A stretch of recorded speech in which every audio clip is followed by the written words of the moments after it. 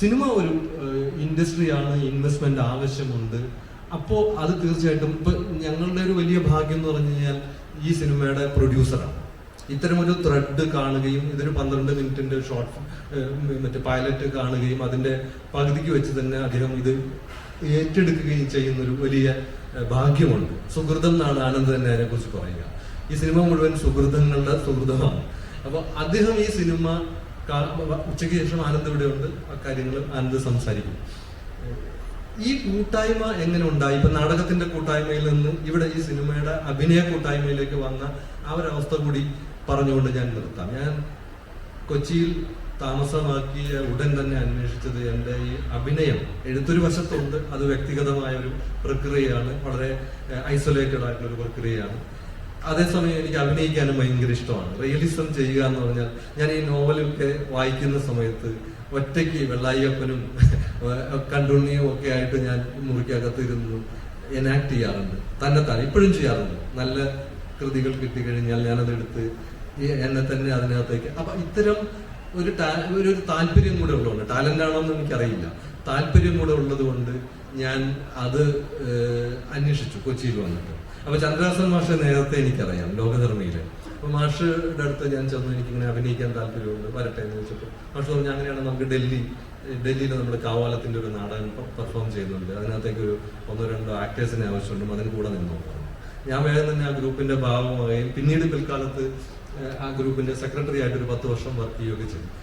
ഈ ആ ലോകധർമ്മി എന്ന് പറയുന്ന കൂട്ടായ്മ ഞങ്ങളുടെ ആ നാടകകാലം ഏതാണ്ട് വിക്ടോറിയ കോളേജിലെ വിക്ടോറിയ നാടക സംഘത്തെ പോലെ തന്നെയാണ്. കാരണം അമച്വർ നാടകങ്ങൾക്ക് വലിയ പൈസയൊന്നും കിട്ടില്ല, ഏതാണ്ട് ഇന്നും അതുപോലെയൊക്കെ തന്നെയാണ്. കഷ്ടപ്പെട്ടാണ് ഒരു നാടകം വേദിയിൽ എത്തിക്കുന്നത്. അത് പിന്നീട് ഞങ്ങൾ ഒരുപാട് നാടകങ്ങൾ ആ സംഘവുമായിട്ട് ബന്ധപ്പെട്ട് യാത്രകൾ ചെയ്തു. ജനറൽ കമ്പാർട്ട്മെന്റിലും ഒക്കെ ആയിട്ട് ഞങ്ങൾ ഈ നാടക സാമഗ്രികൾ, കർണഭാരം എന്ന് പറയുന്ന നാടകമാണ് കവാലം ട്രാൻസ്ലേറ്റ് ചെയ്ത ഭാസന്റെ കർണഭാരമാണ് ചന്ദ്രഹാസൻ മാഷിന്റെ ഏറ്റവും പ്രമുഖമായ നാടകങ്ങളിലൊന്ന്. അതിന്റെ ഭാഗമായി നിന്നുകൊണ്ട് ഞങ്ങളിങ്ങനെ അവതരിപ്പിച്ച് കർണഭാരം ചുമന്നവർ എന്ന് പറയുന്ന ഒരു വാട്സപ്പ് ഗ്രൂപ്പ് ഞങ്ങൾ ഉണ്ടാക്കി. എന്ന് പറഞ്ഞാൽ ഈ ടീമിനൊരു പ്രത്യേകതയുണ്ട്. ഈ ആട്ടത്തിൽ അഭിനയിച്ച ഈ 9 പുതുമുഖ, ഞാനടക്കമുള്ള 9 പുതുമുഖങ്ങളുടെ ആനന്ദ് അതിനകത്ത് ഒരു നടനായിരുന്നു ലോകധർമ്മിയിൽ. ആനന്ദാണ് ജൂനിയർ, ഏറ്റവും ജൂനിയർ മോസ്റ്റ് ആണ് ഞങ്ങളുടെ കൂട്ടത്തിൽ. അപ്പൊ ഞങ്ങൾ ഈ കർണഭാരം ചുമന്നുകൊണ്ടാണ് പോണത്. കാരണം ഇതിനകത്ത് വലിയ സെറ്റും പ്രോപ്പർട്ടി മെറ്റൽ എക്യുപ്മെന്റ്സ് ഒക്കെ ഉണ്ട്. ഇത് കൊണ്ടുപോവുകയാണ് ഡൽഹി, കൽക്കത്ത, ആന്ധ്ര, എല്ലായിടത്തും. ആ കാലത്ത് 2008 മറ്റാണ് കർണഭാരത്തിന് ഏറ്റവും മികച്ച ഇന്ത്യൻ നാടകത്തിനുള്ള അവാർഡ് കിട്ടിയത്, മഹീന്ദ്രയുടെ അവാർഡ് കിട്ടിയത്. ആ അവാർഡ് കിട്ടിയതോടുകൂടി ഇതേതാണ്ട് 30-35ഓളം വേദികളിൽ അവതരിപ്പിക്കാൻ ക്ഷണം ഉണ്ടായി. അപ്പൊ ഞങ്ങൾ വീണ്ടും ഇതിങ്ങനെ ചുമന്ന് പോവുകയാണ്. അപ്പൊ ഞാൻ പറഞ്ഞു വന്നതെന്ന് വെച്ചാൽ ഈ യാത്രകളൊക്കെ വിയർപ്പിനോട് ചേർന്ന് നിൽക്കുന്ന, കൂടെ നിൽക്കുന്ന ആളുടെ വിയർപ്പിന്റെ മണം അറിഞ്ഞുള്ള ഒരു യാത്രയായിരുന്നു. ഒന്നിച്ച് കിടന്നുറങ്ങിയിട്ടുണ്ട് സ്ഥലപരിമിതി മൂലം. ടിക്കറ്റ് എടുക്കാൻ പറ്റാത്ത കേന്ദ്ര അക്കാദമിക്ക് നമുക്ക് കുറച്ച് പൈസയെ തരുന്നു. ഇപ്പോഴാണ് അതൊക്കെ കൂട്ടിയത്. അപ്പൊ നമ്മൾ ജനറൽ കമ്പാർട്ട്മെന്റിലും ഒക്കെ ഇരുന്ന് കർണഭാരം ചുമന്നിങ്ങനെ പോവുകയാണ്. ഞങ്ങൾ പെർഫോം ചെയ്യുമ്പോൾ കിട്ടുന്ന ഒരു ചെറിയ അപ്രിസിയേഷൻ, അത് ഒരു 500 പേര് കാണുന്നുണ്ടെങ്കിൽ ഒരാളെ കയറി വന്ന് ചിലപ്പോൾ പറയും നന്നായിരുന്നു കേട്ടോ വേഷം. അതാണ് നാടകത്തിന് കിട്ടുന്നൊരു അംഗീകാരം. ഞങ്ങള് ഇങ്ങനെ ഈ യാത്രകൾ 18-19 വർഷമായിട്ട് ഞങ്ങൾ നടത്തിയ ഈ യാത്രകൾ, ഈ കൂട്ടായ്മ, ഇത് ഞങ്ങളെ വല്ലാതെ ഹൃദയം കൊണ്ട് ചേർത്ത് നിർത്തിയിട്ടുണ്ട്. ഒരാൾക്ക് എന്തെങ്കിലും അതിനകത്ത് വിഷമങ്ങളില്ലാഞ്ഞിട്ടല്ല, വിഷമങ്ങളില്ല എന്നല്ല ഞാൻ പറയുന്നത്. പിണക്കങ്ങൾ ഉണ്ടാവാറുണ്ട്, ചിലപ്പോൾ ചെറിയ വിഷമതകളൊക്കെ ഉണ്ടാവാറുണ്ട്. അതിനൊക്കെ അപ്പുറത്തേക്ക് ഈ ഒന്നിച്ച് ചേർന്ന് നിന്ന് പോകാൻ, ഒരാൾക്കൊരു പ്രയാസം വരുമ്പോൾ, ഒരാൾക്ക് ഒരു താങ് ആവശ്യമായി വരുമ്പോൾ എല്ലാവരും കൂടി എത്തുന്ന ഒരു മനസ്സ്, ആ കൂട്ടായ്മയാണ് ആട്ടത്തിലേക്ക് നയിച്ചത്. അത് വിനയ് ഫോർട്ടാണ് അതിനെ ലീഡ് ചെയ്തത്. വിനയ് ഒരു യാത്രക്കിടയിൽ, ഞങ്ങളിങ്ങനെ ഇടയ്ക്ക് യാത്ര പോകുന്ന സമയത്ത് വിനയ് പറയുന്നു നമുക്ക് അഭിനയിക്കാൻ അറിയാം, അപ്പൊ ഞാൻ മാത്രമാണ് ഇൻഡസ്ട്രിയിൽ നിൽക്കുന്നത്, നിങ്ങൾക്ക് എല്ലാവർക്കും ഇൻഡസ്ട്രിയിലേക്ക് വരാനും അതുകൊണ്ട് പലർക്കും സർവൈവ് ചെയ്യാനും പറ്റട്ടെ എന്ന് എനിക്കൊരു ആഗ്രഹമുണ്ട്.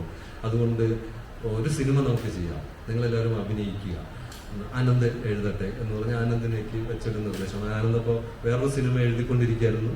അദ്ദേഹം അത് മാറ്റിവെച്ചിട്ട് ഈ ദൗത്യം ഏറ്റെടുക്കുകയും വളരെ പെട്ടെന്ന് തന്നെ അദ്ദേഹം അത് എഴുതി പൂർത്തിയാക്കുകയും പിന്നീട് അഭിനയത്തിന്റെ മേഖലയാണ് അത്. തിയേറ്റർ ആക്ടിങ്ങിൽ നിന്ന് സിനിമയുടെ ക്യാമറയുടെ മുമ്പിലുള്ള ആക്ടിങ്ങിലേക്ക് ഉള്ളൊരു ട്രാൻസ്ഫോർമേഷനാണ്. അതും ഒരു 35 ദിവസത്തെ റിഹേഴ്സലിനിടയ്ക്ക് ഞങ്ങൾക്ക് ചെയ്ത് പൂർത്തിയാക്കാൻ പറ്റി. ആട്ടം സംഭവിച്ചു. അതിനകത്ത് ഒരു പ്രധാനപ്പെട്ട കാര്യം ഞാൻ പ്രധാനമായിട്ട് ശ്രദ്ധിച്ചിട്ടുള്ളൊരു കാര്യം, ക്യാമറയെ മുമ്പിലിരിക്കുന്ന ആളുകളെ നമുക്ക് കബളിപ്പിക്കാം, ക്യാമറയെ കബളിപ്പിക്കാൻ പറ്റില്ല.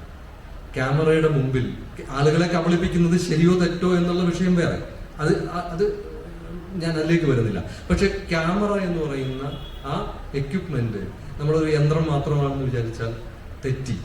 ക്യാമറയാണ് മനുഷ്യന്റെ മനസ്സിനെ ഒപ്പിയെടുക്കുന്നത്. മനസ്സാണ് മുഖത്ത് വരേണ്ടത്, മനസ്സിന്റെ പ്രതിഫലനമാണ്. അപ്പോൾ ആക്ഷനും കട്ടിനും ഇടയ്ക്ക് കിട്ടുന്ന ചെറിയ നിമിഷം ട്രൂത്ത്ഫുൾ ആയിട്ട് ക്യാരക്ടറായിട്ട് ജീവിക്കുക എന്നാണ് ആനന്ദിൽ നിന്ന് ഞങ്ങൾക്ക് കിട്ടിയ നിർദ്ദേശം.